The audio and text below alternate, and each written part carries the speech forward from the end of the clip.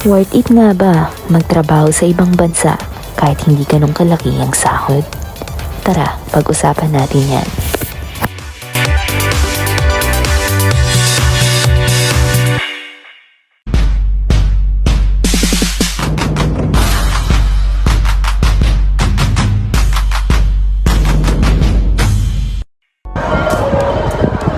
Hi guys, this is your girl Jo in China.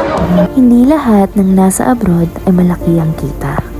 Kapag sinabing abroad, iniisip agad ng iba, malaki ang sahod niyan. Pero ang totoo, hindi lahat. Maraming nagtatrabaho sa ibang bansa na halos sapat lang ang kinikita.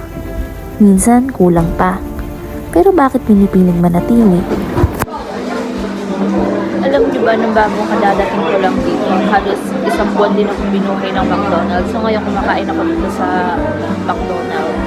Kasi nung kadadating ko lang dito, hindi ko pa alam mag-order. And then wala din namang nagtuturo sa akin. Kaya ang alam ko lang napuntahan before is McDonald's. So after ng 1 month na survival ko sa pagkain ko ng McDonald's, siguro mga after 1 year din ako bago uli kumain sa McDonald's. Kasi that time na 1 month na puro McDonald's lang talaga yung kinakain ko. Sobrang umay na umay. Balik tayo sa topic.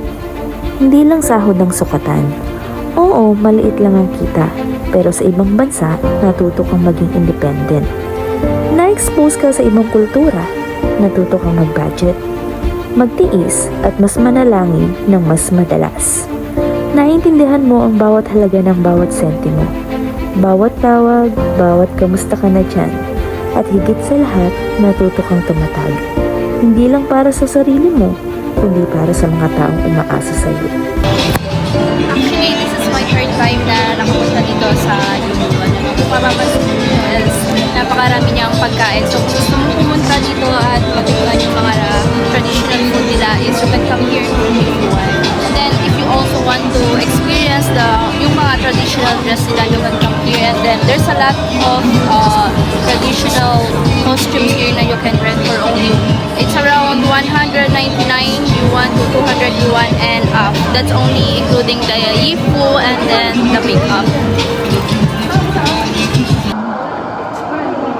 Hello, Danielle. This is your girl Jo in China.